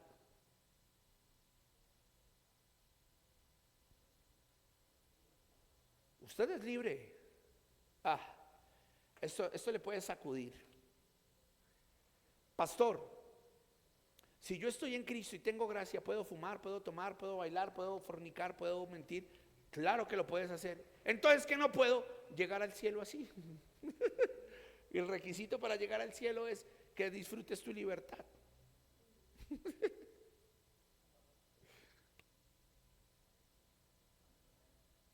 Y el problema de la iglesia es que no entiende que el pacto de vivir en bendición y maldición nunca ha sido abrogado. Nunca. Incluso hay personas que pueden estar en la iglesia bajo maldición. ¿Cómo, pastor? Sí. Tienen nombre de cristianos, cantan, danzan, alaban, saltan, brincan, pero no viven a Cristo. Tienen culpabilidad, no han perdonado, viven amargados, viven aburridos, no son libres. El ir a un lugar no te da la plena libertad de sentirte libre, valga la redundancia. Se fueron los amenes, se fueron los amenes. Amén, aleluya. Amén, gloria a Dios. Ahora, cuando usted es libre, usted valora su libertad.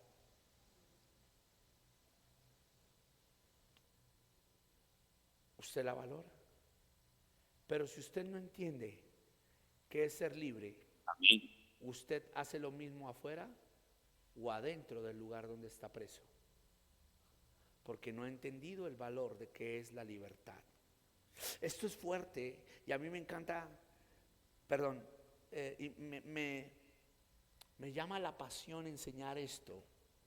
Porque mira, el pacto que sigue es un pacto hermoso. El pacto davídico sería el sexto. Ya vamos a entrar al séptimo para ir culminando. El sexto es el pacto davídico.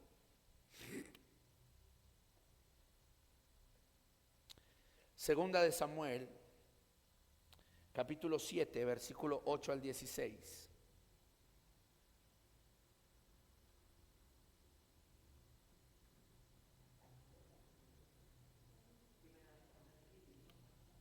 Segunda de Samuel 7, del 8 al 16.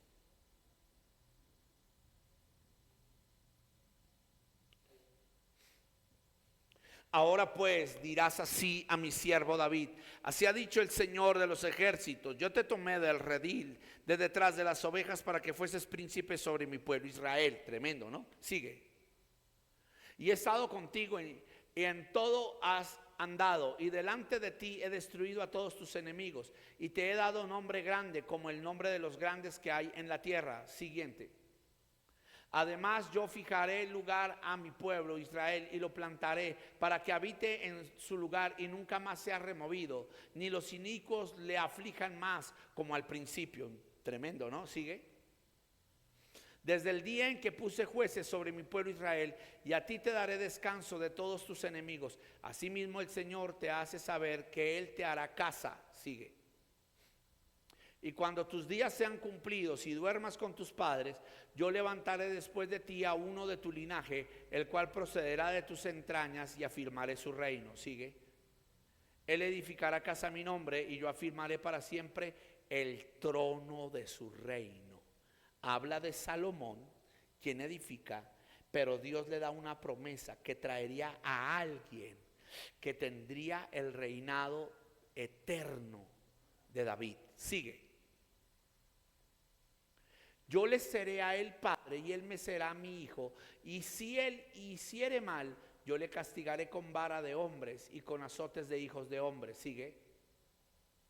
Pero mi misericordia no se apartará de él como la aparté de Saúl, al cual quité de delante de ti. Está hablando de Salomón. Ya sabe, Salomón se apartó, Dios lo reprendió, Dios lo hizo caer, él dijo vanidad de vanidades, todo es vanidad, y Dios lo hizo volver al final. Por eso los que dicen que Salomón se perdió tienen que leer la promesa davídica, porque Salomón no se perdió. Salomón al final de sus días se arrepintió. ¿Por qué? Porque ya estaba profetizado en una promesa, en un pacto que Dios hace con David, de que su hijo estaría y que a pesar de que su hijo se apartara, su hijo regresaría con vara, y que del linaje de David había un gobierno sempieterno que no tendría fin. Entonces, por esa razón pasó lo que pasó con Salomón. ¿Listo? Verso 16, y será afirmada tu casa y tu reino para siempre delante de tu rostro, y tu trono será estable. ¿Cuándo? Eternamente. Y aquí hablamos del pacto de Dios con David como promesa del pacto Yeshua HaMashiach. Es el Señor Jesucristo, el Dios eterno, siempre santo. Amén. Lucas 1, 32 y 33 nos habla de que el Señor Jesús, por la promesa de José o de José, obtiene la primogenitura del rey David. Este será grande, mira. Hablando de Jesús, Lucas 1, 32. Este será grande y será llamado Hijo del Altísimo, y el Señor Dios le dará el trono de David, su padre. Sigue el verso 33. Y reinará sobre la casa de Jacob para siempre, y su reino no tendrá fin. Wow. Impresionante. Está hablando del Señor Jesús. Marcos 10, 47.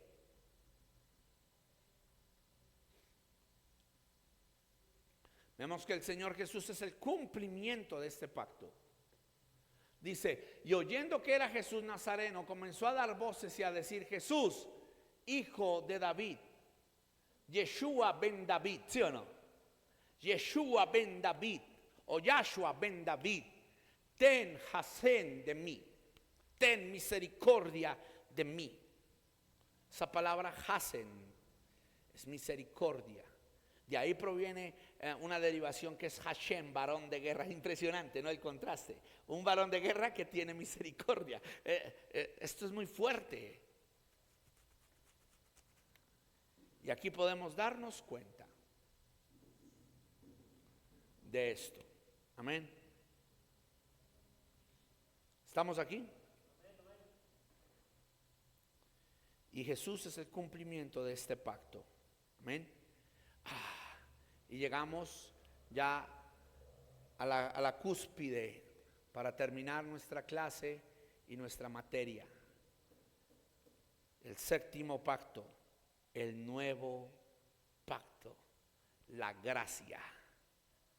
El nuevo pacto, la gracia.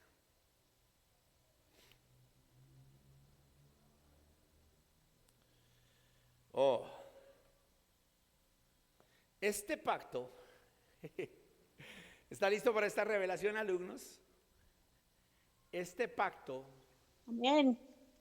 se revela y se profetiza en el Antiguo Testamento. ¿Cómo? ¿Cómo que la gracia se profetiza y se revela en el Antiguo Testamento, pastor? Si la gracia para muchos se revela cuando Jesús dice: tomen el vino porque esta es la sangre del nuevo pacto que será derramada por ustedes. Hacer esto cada vez que lo hagáis en memoria de mí, ¿sí o no? Y uno dice: no, pero es que el nuevo pacto se empieza a mostrar desde la cena y luego se establece cuando el Señor dice consumado es, y desde ahí empieza el nuevo pacto. No, el nuevo pacto estaba profetizado desde el antiguo. Jeremías capítulo 31, verso 31 al 34, habla de este nuevo pacto. Este pacto prometía que Dios perdonaría el pecado y tendría una relación cercana e interrumpida con su pueblo.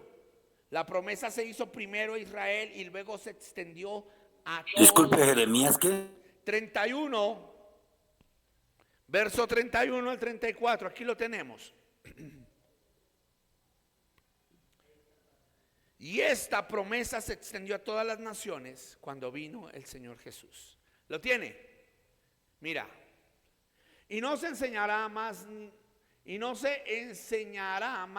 ninguno a su prójimo, ni ninguno a su hermano, diciendo: conoce a Jehová, porque todos me conocerán, desde el más pequeño de ellos hasta el más grande, dice el Señor, porque perdonaré la maldad de ellos y no me acordaré más de su pecado. Sigue.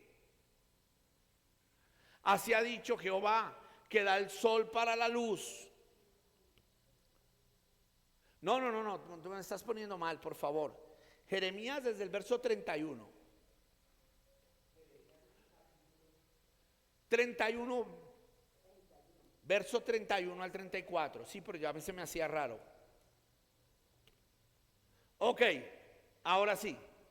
Dice: he aquí vienen días, dice el Señor, en los cuales haré nuevo pacto. Wow. Haré nuevo pacto con la casa de Israel y con la casa de Judá. Verso 32. No como el pacto que hice con sus padres el día que tomé su mano para sacarlos de la tierra de Egipto, porque ellos invalidaron mi pacto, aunque fui yo un marido para ellos, dice el Señor. Verso 33. Pero este es el pacto que haré con la casa de Israel. Después de aquellos días, dice el Señor, daré mi ley en su mente y la escribiré en su corazón. Acuérdate que es el cumplimiento de lo que Pablo dice: la letra mata, pero el espíritu vivifica, porque el Señor ha escrito las tablas de la ley en nuestros corazones. Y seré a ellos por Dios, y ellos me serán por pueblo, por padre. Verso 34. Y no enseñará más ninguno a su prójimo, ni ninguno a su hermano, diciendo: conoce a Jehová, porque todos me conocerán. La palabra todos no solo encierra a Israel, está hablando de todos los que se acercan a él, desde el más pequeño de ellos hasta el más grande, dice Jehová, porque perdonaré la maldad de ellos y no me acordaré más de su pecado. Verso 35. Así ha dicho el Señor, que da el sol para la luz del día, las leyes de la luna y de las estrellas para luz de la noche, que aparté el mar y braman sus ondas. Jehová de los ejércitos es su nombre. Wow, yo no sé si usted disfruta esto, pero ya tenemos un pacto donde el Señor nos ha limpiado, donde no tenemos que pagar nada por la gracia, donde no tenemos que pagar nada por ser redimidos, donde no tenemos que hacer pactos con dioses falsos que nos engañaban o nos llevaban detrás de nuestras ambiciones y pecados. Fue por la gracia que usted y yo hemos sido salvos. No lo merecíamos. Él murió por nosotros, se dio por nosotros, resucitó para nosotros, viene por nosotros. Estaba profetizado desde Jeremías que su casa se levantaría. Estaba profetizado que el Señor haría con nosotros maravillas. Amén, amén. Pastor. Dime, Luis.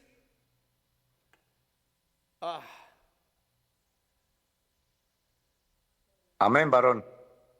Gladys, levantaste la mano.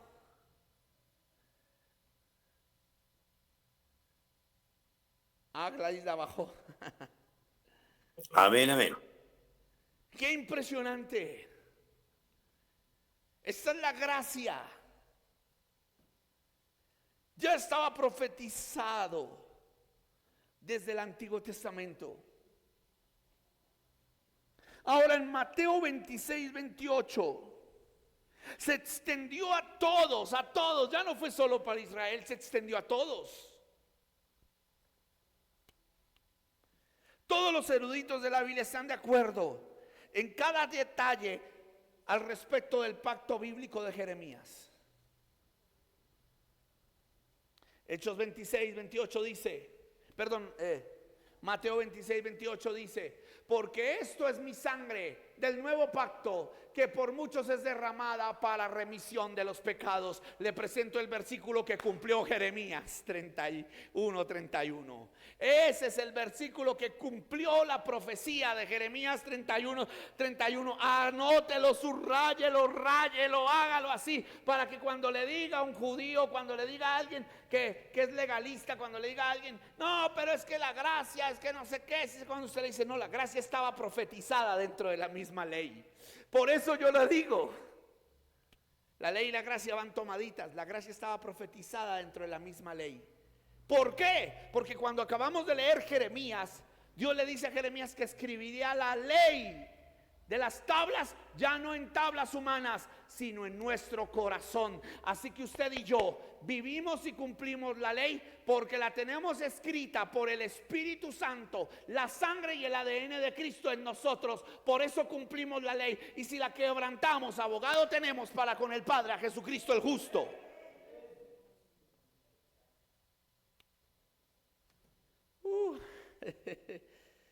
Yo no sé cuántos dicen aleluya a esto. Amén, amén. Amén, amén. Gloria a Dios. Yo no podía cumplirla, pero por medio de Él la cumplo. Por gracia sois salvos, y esto no por obras para que nadie se gloríe, pero las obras son el resultado de la gracia. No son el motor de la gracia, son el resultado. Qué impresionante. Qué maravilloso esto. Pero hay otra cita maravillosa. En el libro de Hebreos, en el capítulo 9, en el versículo 15, confirma nuevamente esto. A mí me encanta el escritor de Hebreos. Si a mí me preguntan, como mi pastor Alexander, no sé si mi profe Alexander está por ahí para que nos salude. Señor, muy buenos días, mi pastor. Mi profe Alexander, buenos días. Esto es maravilloso. Amén. Esto es maravilloso. Ahorita me comunico contigo, mi profe Alexander, para un favor. Pero mira, mi profe Alexander dice lo mismo que yo. Yo no sé ustedes, pero si hay un libro o dos libros de la Biblia, los cuales me apasionen, todas me apasionan, pero siempre uno tiene sus libros favoritos. Yo soy amante del libro de Hebreos y del libro de Filipenses, porque en Filipenses está la promesa que Dios me dio para el ministerio y la primera promesa. Ahora ya me la cambió en Apocalipsis 21. Pero Filipenses y Hebreos para mí es una de las cartas más disfrutantes de la Biblia. Amo la carta de Hebreos porque muestra la tipología de Cristo en todo el tabernáculo, en toda su participación como sacerdote, en toda su fragancia como la sombra profética de lo que había de venir. Y es un libro que usted se lo disfruta y usted dice, wow, tanto amor tuvo Dios por los hebreos. Y escúcheme, ¿sabe por qué se le llama hebreo? Muchos dicen que la carta de Hebreos era simplemente, y quiero que usted lo mire aquí, para los hebreos o judíos de la época que fueron dispersos a las diásporas. Y mentiras. La carta de Hebreos es para todos porque la palabra hebreo significa el que cruza. Y antes de que Israel se llamara Israel, existieran las 12 tribus y existiera la tribu de Judá o los judíos, lo primero que existió fue los hebreos. La palabra hebreo significa descendiente del que cruza. Y usted y yo somos descendientes del que cruza. ¿Quién cruzó? Abraham. Por eso se le llamó el nombre Abraham, el hebreo. Y la carta de los hebreos es fascinante. Sobre todo este versículo 15 me da gozo. Y dice así: así que por eso es mediador de un nuevo pacto, para que interviniendo muerte para la remisión, de las transgresiones que había bajo el primer pacto, los llamados reciban la promesa de la herencia eterna. Hermanos, no podía, yo estaba apartado por la ley de mi pecado de poder obtener algo del Señor, pero Cristo el mediador cumplió el pacto que Dios le prometió a Jeremías. Ahora soy su heredero, soy redimido, tengo identidad de hijo. Vivo tan agradecido con el Señor que doy mis diezmos por agradecimiento. Tan agradecido que amo, tan agradecido que si limpio una silla no lo hago para que me miren, sino porque estoy tan conmovido de que Él me haya redimido a mí, que cualquier cosa que yo haga es un término de agradecimiento. Pero todo lo que yo haga jamás le llegará ni siquiera a sus sandalias. Quiero culminar esta clase diciéndole a ustedes en estos últimos 3 minutos: iglesia, volvamos a la senda de enseñar los pactos bíblicos. No le pongamos arandela a la gente, legalismos que quitan la revelación de una verdadera gracia, manipulaciones que yo para conocer del Señor tengo que pagar el 300 para ir a, ¿cómo es que se llama?, al reencuentro, para que me lleven, y cuando estaba en el vientre de mi madre me hagan acordar que mi mamá me decía: ¿por qué me dejé embarazar de usted? Eso es una herejía, es una abominación.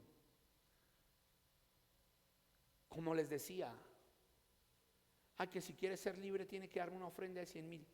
Aquí tuve hermanos que me han llorado diciendo que hay pastores que dicen que si usted quiere ser sano, que si usted quiere ser libre, pague. ¡Mentira! Porque para esto vino el Hijo de Dios, para deshacer las obras del diablo. Y todo lo que hemos dado de gracia, lo recibimos de gracia, lo damos de gracia. Porque por gracia sois salvos. Él me hace libre, Él me hace sano, Él me hace nueva criatura, Él me hace su hijo. Y no me cobró nada, pero Él lo pagó por mí. Ese es mi Dios, Amén. ese es mi Señor, ese es mi Redentor. No tengo que pagarle a nadie nada por mi salvación, nada por un milagro. Él lo hace porque me ama. Amén, amén. Amén, aleluya. Amados ministros, enséñale a la iglesia identidad de hijo. Yo miraba a mi pastor enseñar Hebreos, qué día yo anotaba, y varios alumnos me dijeron: pastor, ¿cuándo vuelve Hebreos 2? Ya está, pastor Alexander, ya están pidiendo exégesis de Hebreos 2. Y yo decía: sí, que Hebreos dice: wow, Señor, nada de la ley me pudo a mí salvar, solo tu gracia. A mí me encanta una canción de mi hermano René González que dice: solo tu gracia me ha sostenido. Hermanos, todos los pactos bíblicos son necesarios de estudiar, pero el pacto de la gracia los compagina a todos, los toma a todos. Necesitamos volver a la gracia. La gracia te impide pecar. ¿Cómo, pastor? Sí, porque estás tan conmovidamente agradecido que no quieres fallarle al que te amó. No sé si lo entendió, pero quiero terminar la clase en este minuto. Amén, amén. Estás tan enamorado de tu Salvador que dices: solo fallarle a Él me dolería más a mí. Cuando eso pasa, has experimentado el nuevo pacto. Porque dices, no, yo lo amo. Aleluya. Yo lo amo. Yo no necesito que me impongan algo. Yo sé cómo vestirme, yo sé cómo caminar, yo sé cómo adorar, yo sé cómo cantar, yo sé cómo vestirme, porque no lo quiero ofender a Él. Yo quiero leer bien para Él. Es como cuando usted se enamora. Quiero que llegue, entonces usted se pone la mejor pinta. Usted se echa, consigue el desodorante, así sea de su primo, cualquier cosa prestado para estar bien. Usted se arregla bien. Si está con esa persona cenando, ese día se le olvida que usted come con la mano y se vuelve refinadito. ¿Sí o no? Se le olvida que se le sale a veces el casuqueño, quizás, ¿no? Y empieza a hablar, no, mi niña, y te vuelves el dulce, te vuelves, porque tú no quieres ofender a esa persona. Cuando experimentas la gracia, tu vocabulario cambia porque no quieres contristarlo. Tu ofrenda cambia porque tú quieres darle lo mejor para que se siga extendiendo. Tu adoración cambia porque tú dices hay que darle lo mejor. Es como si le dieras una serenata. Tú predicas lo mejor porque tú dices voy a hablar de Él. Cuando uno habla de la que ama o el que ama a uno, wow. Eso es el nuevo pacto. Espero les haya gustado esta clase de pactos bíblicos. Espero hayamos aprendido.